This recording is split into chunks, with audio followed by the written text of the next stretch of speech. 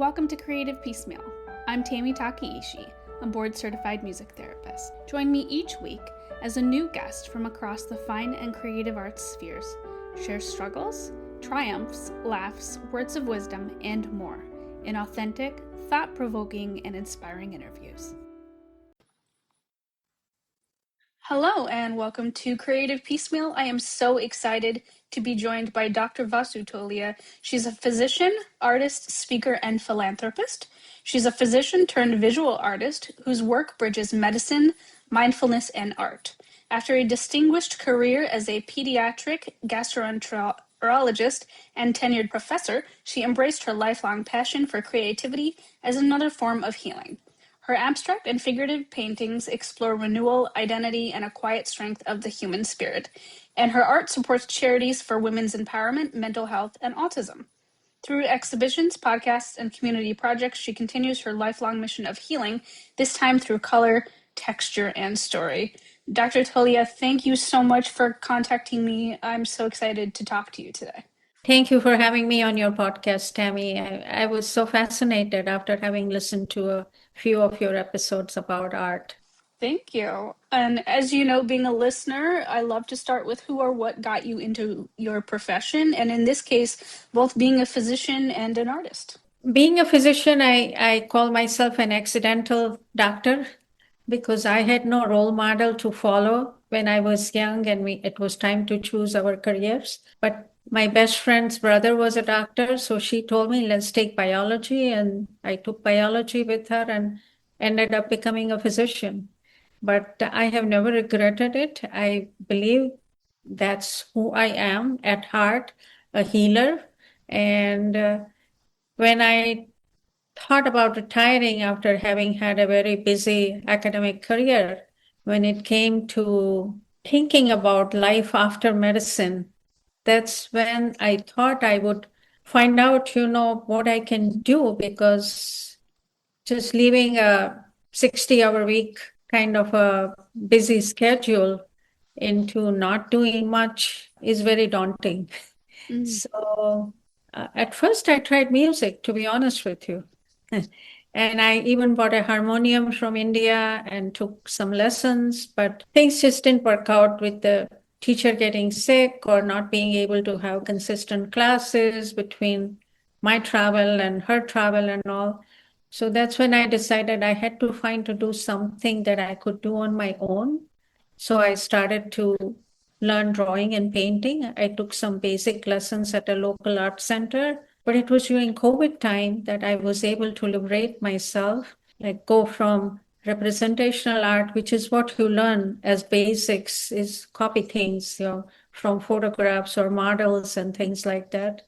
That's when I went into semi-abstract and abstract art. And I haven't looked back since then, because I have found that as I was doing this, after a couple of years, I found how much calmer and at peace I was. Like when I got into the painting, even though it was very beginning and frustrating, because you have been somewhere in your profession and now you're starting de novo, taking baby steps and going forward. It can be challenging. Yeah. But I have discovered that over time I started to see what I needed to see and have thoroughly enjoyed myself. Wonderful.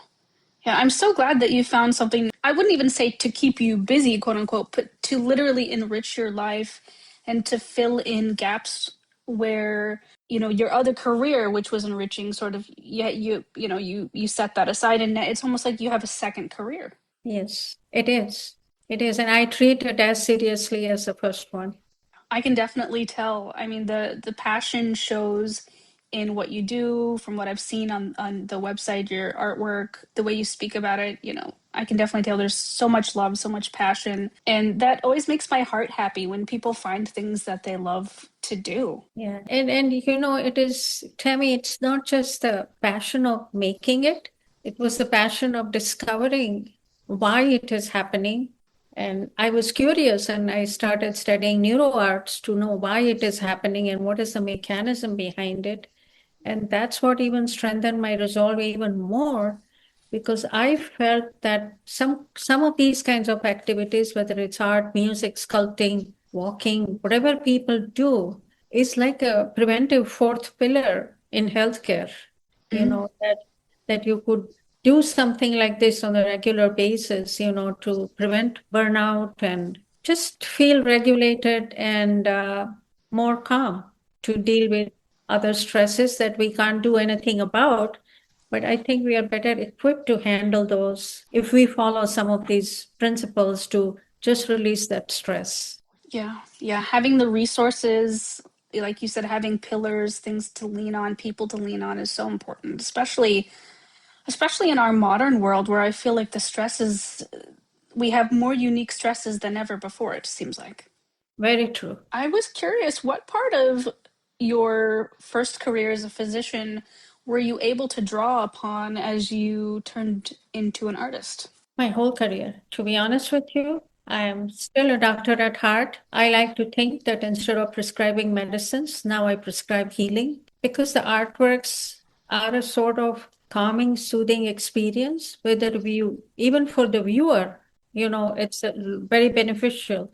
You don't have to always make it, but even when you view it, you engage areas of your brain that release the healthy dopamines and neurotransmitters that help engage the nucleus ambiguous. And I'm sorry, I'm throwing in some medical jargon, but it kind of stimulates your parasympathetic regulation, especially through the vagus nerve. So it also governs, besides modulating your mind, like your heart rate, respiratory rhythm coordination, your face and laryngeal muscles, the body's ability to shift out of a threat and into safety. Because one of the basic principles of art making, as you know, in music therapy is repetition. Because you have to repeat your strokes and keep on doing it in a rhythmic fashion sometimes if you are creating different patterns. And that kind of takes the brain out of a threat zone into safety mode. And that's when you start to relax and it's activated and moves more towards regulation than defense. You are not like on edge all the time, but you are able to handle stress better when you are in that kind of a zone. I love that you brought this up. I actually find neuroscience very fascinating, and I'm totally okay if you throw around neuroscience and medical terms, whatever makes you comfortable, you know.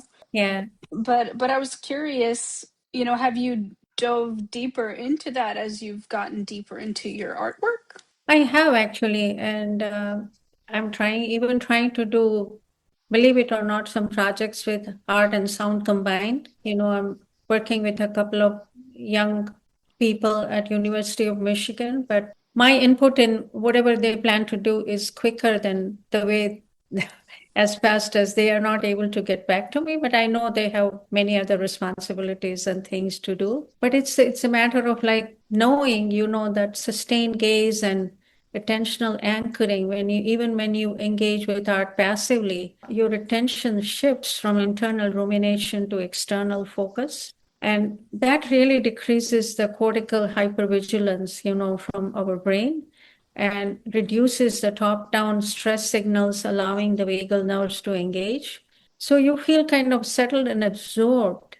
And I feel that semi abstract and abstract art is able to intrigue the viewers more rather than traditional representational art because there is a certain mystique in that you try to find whatever you can and wonder about what is it that she's trying to say and what does this circle mean and what does this curve mean or loop and why is it coming behind and coming back again, like going back and forth in the three-dimensional manner. It absolutely fascinates me how we can use art as a preventive pillar, and I really talk about it and try to spread the word that this is the way to be. And I also emphasize that it doesn't have to be just visual art because I'm in it. I'm very much aware that, there are so many different kinds of art like writing, music, dancing, performing arts, and like even cooking and knitting and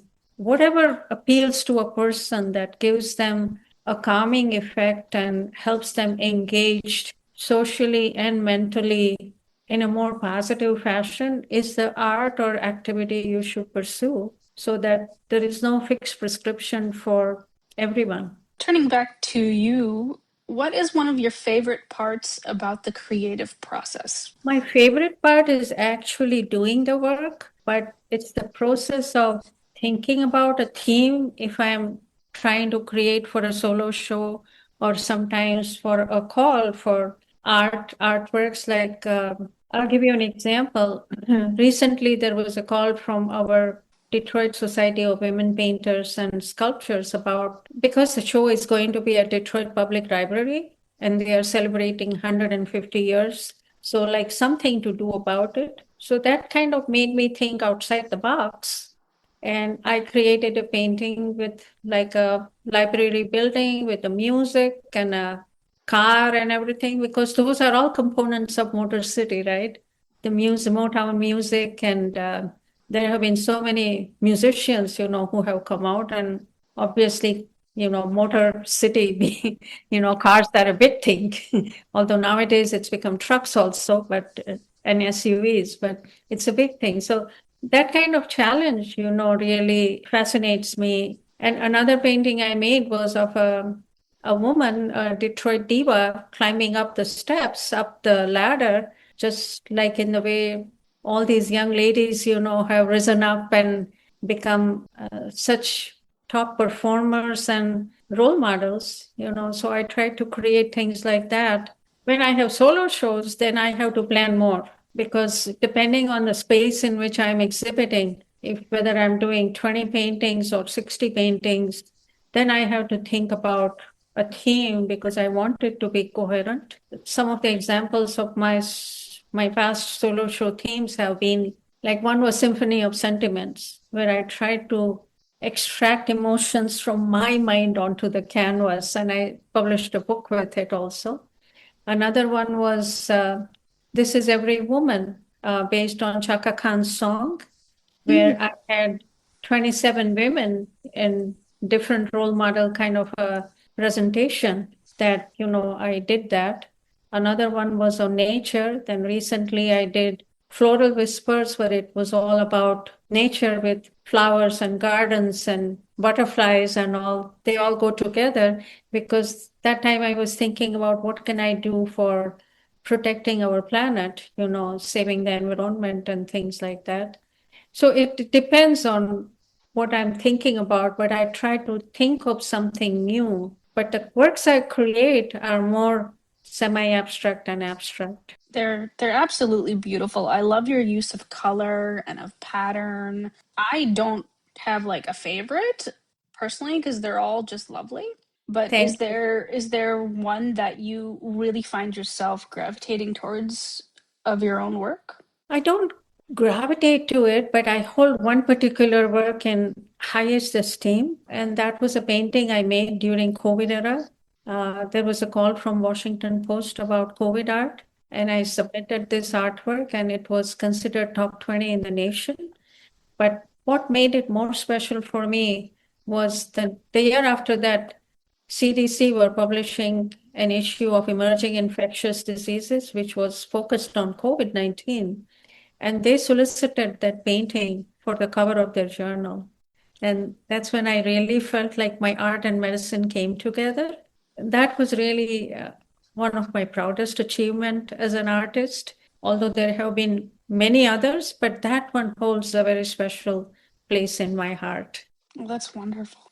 I must say, I do really like the ones with the elephants also because I really like elephants. I have done a lot of animals because my children love animals and especially the tigers, the Bengal tigers. In fact, in their original company, Bengal Tiger Paw was the logo of their company. So I have made many tigers and horses and birds and things like that.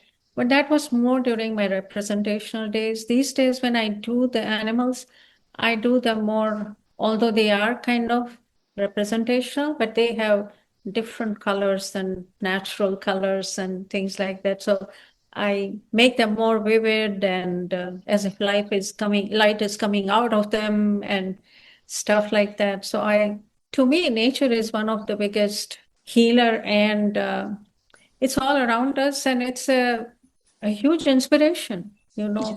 You use the colors in them and even in abstract art, and you can't even duplicate some of the colors that are out there. So it's I find it very soothing to work about nature. Do you listen to music when you paint or silence, or does it depend on what you're doing? It kind of depends on what I'm doing. I used to listen to music a lot, especially Indian Bollywood music, the popular music from the 80s and 90s a lot.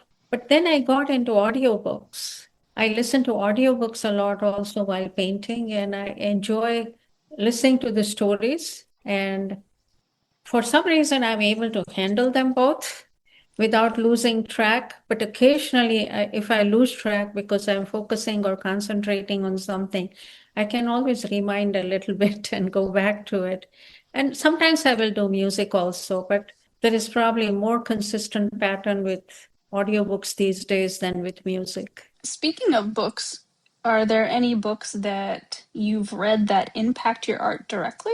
I have read many books like by Julia Cameron, and I have read the one from John Hopkins, so Your Brain on Art and things like that, which is more like a neuroarts book and more scientific studies and things like that. But as far as storybooks are concerned, also I read a lot of books. Like there is one by Horse called Horse by Geraldine Brooks. But one I'm reading right now is the one that fascinates me the most, Tammy, is called Mona's Eyes.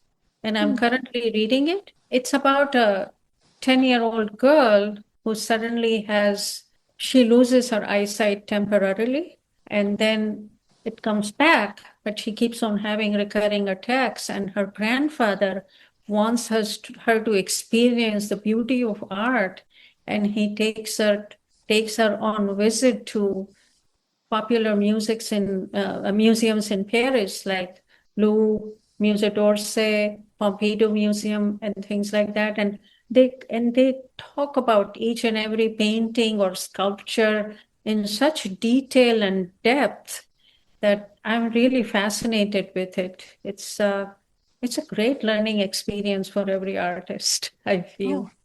Yeah, nice. yeah.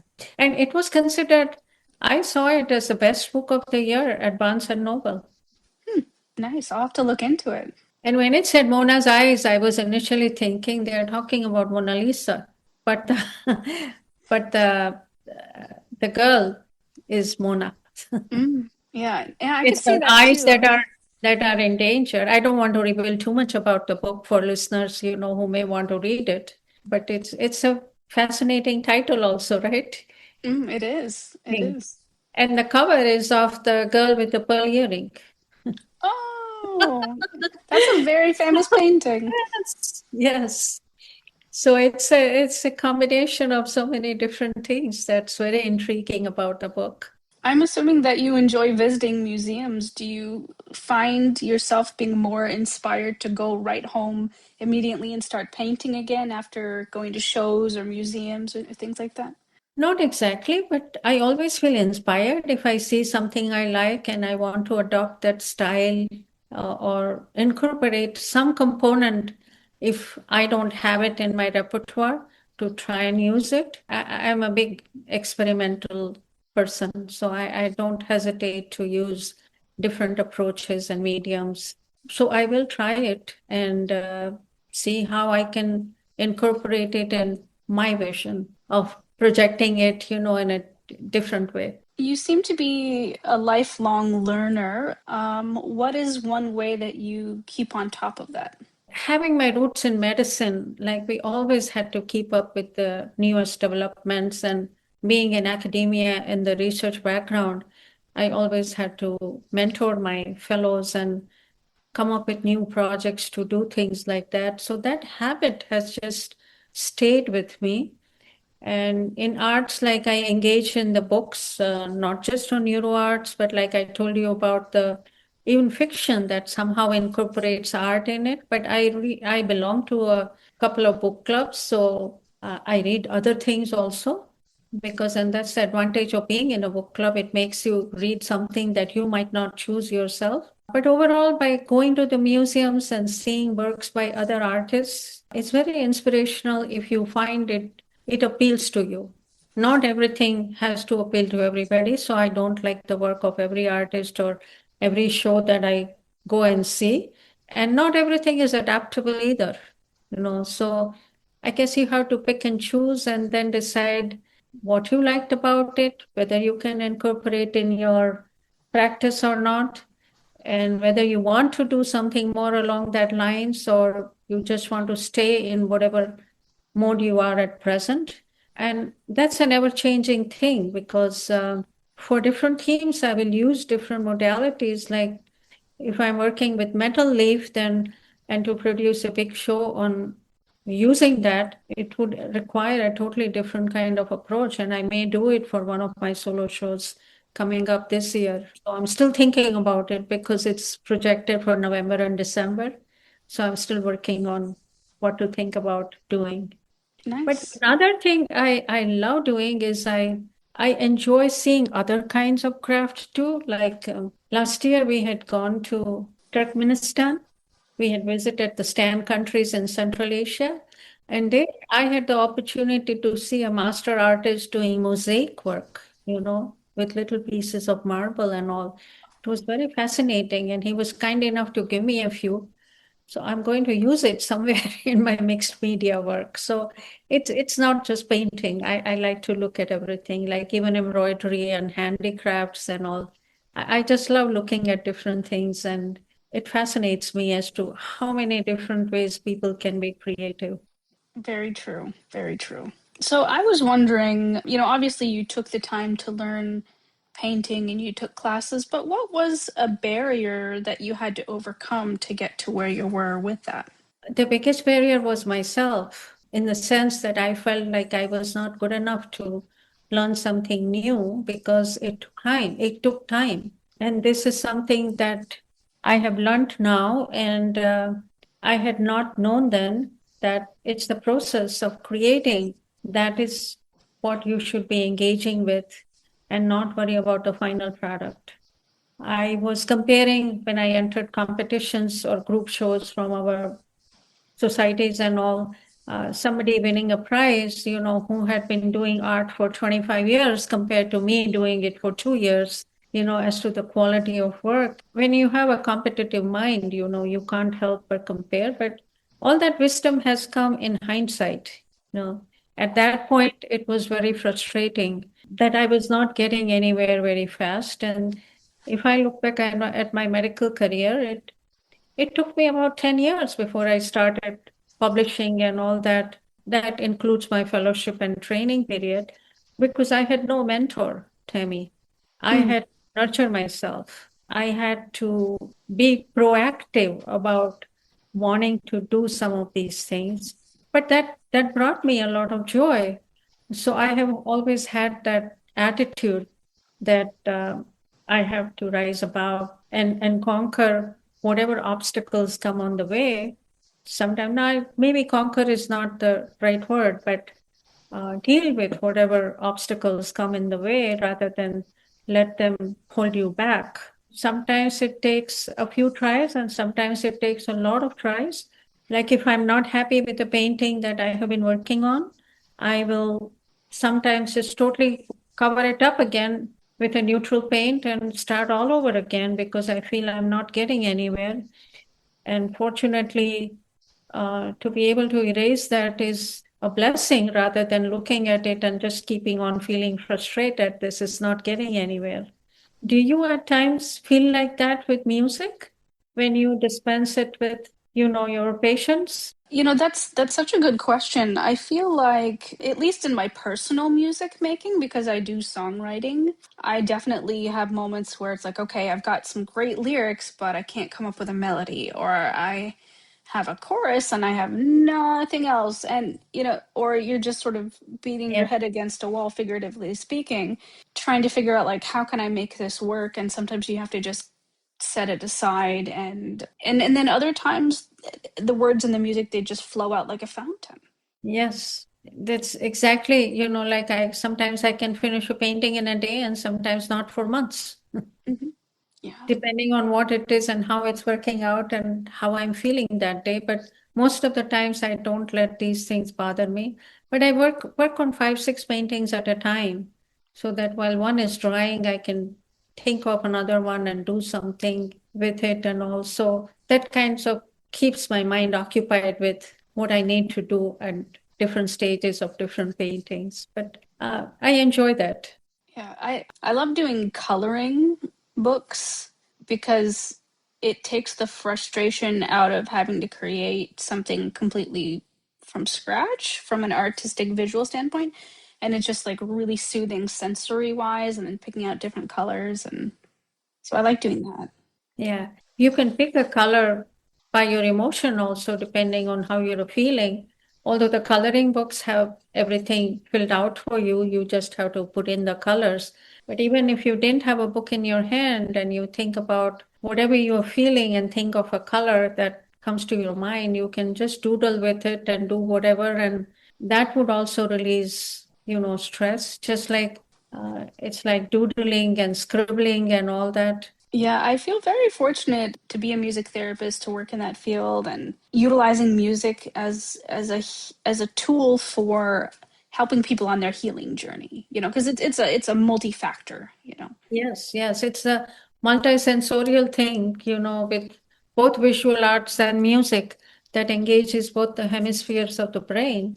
And that's how, it produces a lot more relaxation than if only one sense was being used. I was wondering, if you woke up tomorrow and you could do any creative art at the master level, quote unquote, what would you want to try? That's a very, very challenging question, Tammy. Mm. Uh, I would want to be more an abstractionist. So, coming to think of it, let me tell you one challenge that I dealt with myself is, in Indian mythology, there is a demigod with an elephant head we call Ganesha, you know, and he is revered all over India. Uh, and he is always worshipped first before any other god. So, a couple of years ago, I was challenging myself that, a lot of Western art has floated into Indian culture, but the reverse of having Indian motifs in Western culture has not happened. So, what I had done is try to paint this deity, the deity with elephant head and the human body. What if Kandinsky did it, or Van Gogh did it, or Hmm. Marguerite did it, or Mondrian did it? So I created a series of 10 paintings, picking up that particular famous artist style and did it. And I found it very challenging, but very satisfying also, that I was just overcoming so many barriers and boundaries. And I was trying to create a different cultural shift because there is, like I said earlier, there is a more adaptation of Western culture into Eastern philosophy than the other way around. So this way I was trying to do it. So I guess to answer your questions, if I was to, and I did one by Picasso also. um, so if I had to follow any master artist, who would I guess I would stick more with abstract, and I don't have one favorite. Some of the things by Picasso I find very dark, but then that was the time and era he was dealing with all the political turmoil in his country and things like that. So I think what artists do is affected by what is happening around us also. And it's our responsibility to make people aware of it if they are not recognizing all these things happening. I don't think I can name a particular artist on whose style I would want to go with, but I would for sure create a series. Maybe I would have to think about now that you asked me this question more. Excellent, thank you. What is something, this has nothing to do with art, or maybe it does, but what is something on your bucket list that you would like to cross off in this new year? In this year. I love traveling. So when I travel, I go to different cultures and I go to, what kind of art they do. And it could be any kind of art, not just painting, because different countries have different things happening. It's my ambition to visit at least 100 countries before I go. Mm. So I guess to adding more countries to the travel may be considered more of a thing on the bucket list. Nice. And another thing is also that is on the bucket list is to achieve some degree of fame and create a legacy in art, because I do have legacy in medicine with all my publications and my mentees and all that. But to create something like that in art would be equally satisfying. So I just have to keep on doing what I'm doing and wait and see if anything like that will ever happen. Yeah. I have no doubt. I feel like, the fact that you bring in the medical aspect and you have a neuroscience aspect as well, it just it enriches the art that you make. It enriches the art that, the shows, and I have no doubt that you're going to just keep rising. Thank you. I was wondering, how has your creative arts career been different than you imagined? I never imagined a career in art, to be honest with you. It started off as a hobby, and I had no idea that it would absorb me to an extent that it becomes a passion. Like even when we are traveling, I'm not an outdoor artist, so I don't carry things with me, but I do carry things in my mind and through photographs and everything I take to see what I can use when I come back to my studio. So it is a kind of an experimental thing to do and make the most out of it and use some of it and not use the rest. That kind of philosophy, because you can't make everything. I get 1,000, my mind races a lot faster than what my hands can enact. So it becomes frustrating at times, like if I'm going away for a month and I can't create, but I'm constantly writing about art or thinking about what I want to do. It's never a passive act, it's always a multidimensional thing, that I'm trying to do, even when I'm not actually creating art. It definitely sounds and shows that you have a passion for it and a love for it. Where do you see yourself in 5 years? I hope to see myself with my artworks hanging in, spaces that need healing, like corporate spaces, hospitals, private homes. Because one of the things is that I consider art to be not just a decoration. I personally believe that it's really a refuge for a person, whether it is your workspace or your home, that, you look at it and it engages you. And if it grips you or makes you feel better, then I have done my job. I recently had a person buy my artwork from a show, and she had to wait until the show was over to collect it. And when she came to collect it, she told the manager at the gallery that, she kept on dreaming about that piece and she felt she could not live without it. And I felt that was the highest compliment somebody could have paid me, Mm. that it engaged with them so much. It fascinated them so much that they wanted to see it again and again. So that was, I felt the best compliment I could have had. So I just want to have that kind of feeling or feeling of intrigue when people experience my art and think about that, they want to find out more about this artist and would like to engage more with the artist, then I think I will feel that my mission is successful, because my mission is not just about healing, but it's also about giving back to the community. So when people engage and buy with my artworks, I donate 50% to the charities I'm associated with. And that is also a huge satisfaction to be able to do something for the community. Mm. It's wonderful. I've got one final question for you. In your own words, what does living a creative life mean? Living a creative life really means being with yourself, doing what you like to do the best, and feeling fulfilled with it. And you hope to engage others and help them understand and assimilate your mission as well, if you have one. And if you can achieve that kind of a thing, then I feel you're living a very creative life, especially when you touch the lives of others, not just yourself. It's not in the number of paintings I make, it's the impact of my artworks on others. That's really healing and creativity, and it helps people become more resilient and deal with the world in a little calmer way. Then I think I will have achieved, a creative life, because art doesn't need to be understood to be effective.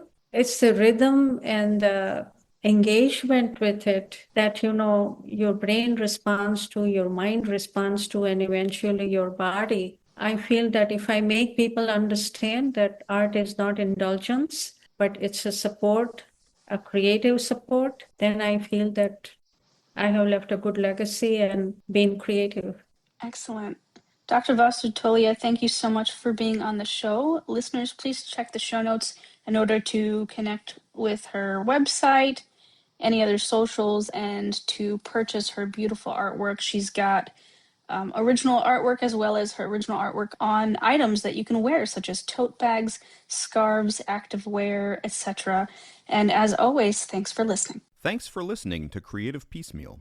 We hope today's episode left you feeling inspired. This podcast is independently created and produced by the host, Tami Takaishi. More details about today's guest can be found in the show notes, along with links to the podcast's socials, merch store, and ways to support arts organizations AHA Broadway and New Normal Rep, both near and dear to Tammy's heart. Don't forget to visit creativepiecemeal.com, the official podcast website, where you can leave fan mail, write a review, explore Tammy's blog, and discover the growing collection of episodes. Special thanks to our audio engineer, Alex Rapetti. Additional narration by Dante Jace. Let's keep celebrating creativity in all its forms.